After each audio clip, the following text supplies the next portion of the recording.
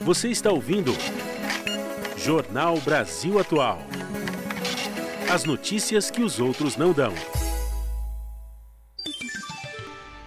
Agora são 8h41.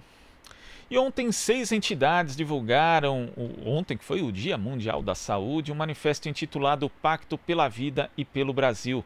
O documento foi encaminhado aos presidentes dos 3 poderes e pede união da sociedade, solidariedade, disciplina e conduta ética e transparente do governo no enfrentamento da pandemia do novo coronavírus, a Covid-19. E para falar conosco a respeito desse documento, vamos conversar com Belisário dos Santos Júnior, ele que é advogado, membro da Comissão de Defesa dos Direitos Humanos Dom Paulo Evaristo Arnes, a Comissão Arnes, e foi vice-presidente e presidente da Comissão da Verdade do OAB São Paulo. Bom dia, Belisário. Alô, Belisário?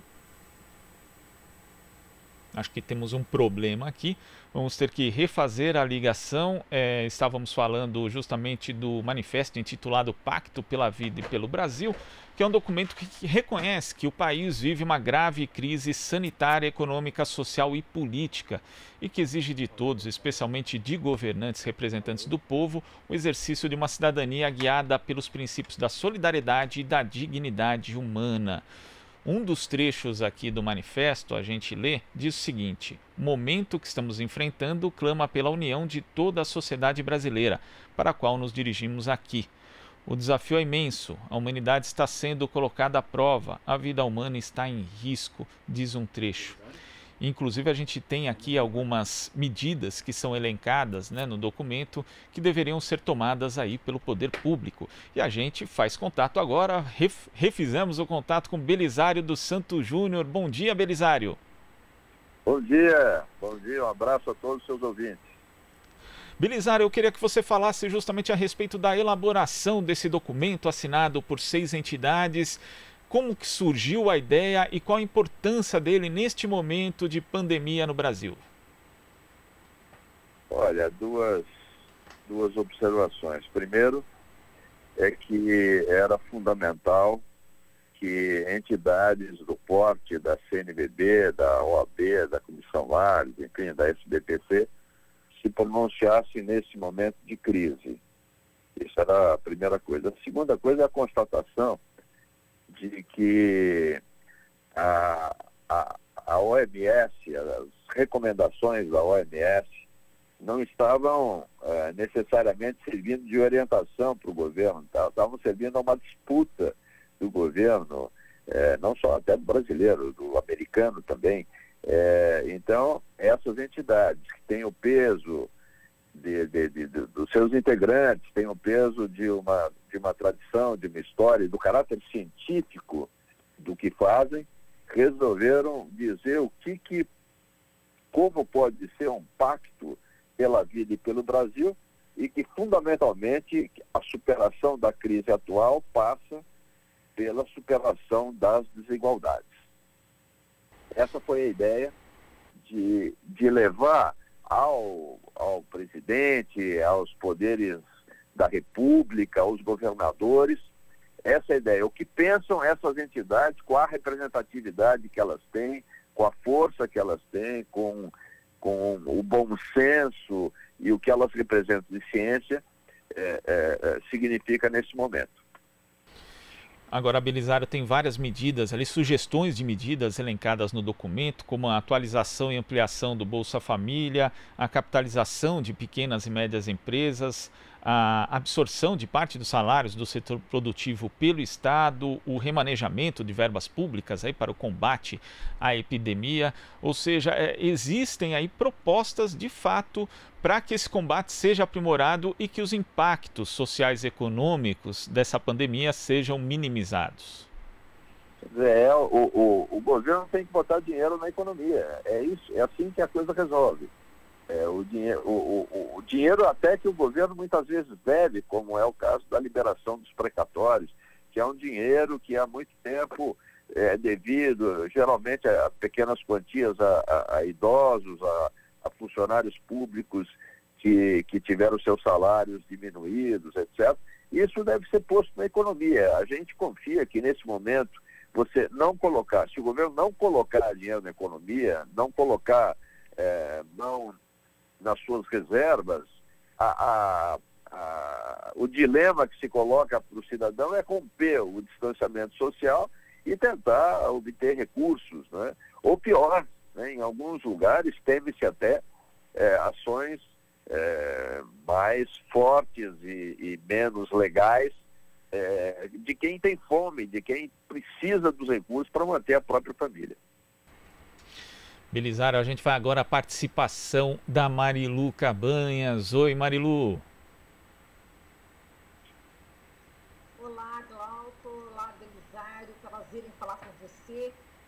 Belisário, a questão que eu coloco para você é a seguinte: nós ouvimos hoje o economista Márcio Postman, ele disse que é necessário um comando, né, que articulasse aí todo esse momento, né, de calamidade pública, articulasse medidas, né, que o momento exige, né, inclusive uma coordenação cooperada, né. A gente viu esse documento onde a Comissão Arnes assinou, juntamente com a CNBB, a OAB, entre outras entidades. Então, é um passo importante essa união dessas entidades para que se congregue ações, inclusive, nesse sentido, né, de cooperação. E nesse documento, que chamou a atenção também, foi de que vocês colocam, né, que é preciso entrar em cena no Brasil o coro dos lúcidos, né, guiados por escolhas científicas, políticas, modelos sociais que coloquem o mundo e a nossa sociedade em um tempo de fato novo. Né? Como articular isso, Belisário? Esse é um passo importante que vocês estão fazendo? Que vocês estão dando? Olha, eu acho que é um passo fundamental da sociedade civil. A sociedade civil, de certa forma, ela convoca o governo, ela pede, ela exige do governo que se posicione em relação a temas que a sociedade já está dando demonstrações. A solidariedade, a defesa da dignidade, o isolamento, o distanciamento social que a sociedade está se impondo, porque isso entre nós ainda não é uma determinação, é uma forte recomendação, mas não é uma determinação, mas a sociedade está se impondo isso. Então o que a gente verifica é que é preciso mais transparência das políticas de governo, e isso agora tem que entrar nos eixos de uma liderança lúcida, não só de uma pessoa, mas de todas essas que ocupam cargos, o que a gente, de certa forma, está vendo no Congresso. O Congresso, com todos os defeitos que possa ter, está avançando, está dando respostas, não é? Quer dizer, o Congresso votou rapidissimamente uma medida, o governo federal demorou 48 horas para aprovar a renda e está demorando outros 15 dias para o dinheiro chegar na ponta. Vai chegar, a gente está vendo o esforço, vai chegar, mas significa que não estava preparado. Então, agora é a hora de reagir de todas as formas possíveis, esquece déficit, esquece controle fiscal, põe dinheiro na economia de todas as formas. Nós citamos algumas, seguramente eles devem ter no seu cardápio outras medidas que podem ser utilizadas para que o dinheiro entre sem que as pessoas tenham que sair correndo atrás. E essa história dessa dicotomia entre trabalhadores não podem ficar em casa, empresários têm que ir produzir, isso nesse momento é o governo que tem que dar estímulos, e nós, aqueles que podemos, que não estamos nos setores essenciais, que não estamos na ponta dos hospitais, nós temos que ficar em casa, mas temos que ter a garantia de satisfazer as necessidades básicas. Você veja, Marilu, é um prazer falar com você, Glauco. Vocês vejam que as pesquisas indicam que a classe média está preocupadíssima com o dia de amanhã. Imagina os pobres, aqueles despossuídos que não têm nada. Quer dizer, eles estão vendo, se isso não vier, e deverá vir por 3 meses, mas isso deverá ser renovado, porque não acredito que em 3 meses esteja tudo resolvido. Sem isso, não haverá futuro no Brasil. Nós teremos, fazer isso agora significa salvar vidas. A gente agradece aqui a sua participação. Vou passar para o Glauco agora. Beijo para você. Um beijo, Marilu.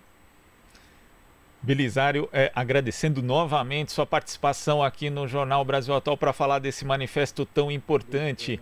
Até a próxima. Um abraço, Glauco, a todos os seus ouvintes. Abraço. Conversamos aqui com o advogado, membro da Comissão de Defesa dos Direitos Humanos, Dom Paulo Evaristo Arnes, a Comissão Arnes, Belisário dos Santos Júnior. Aqui você ouve as notícias que os outros não dão. Jornal Brasil Atual.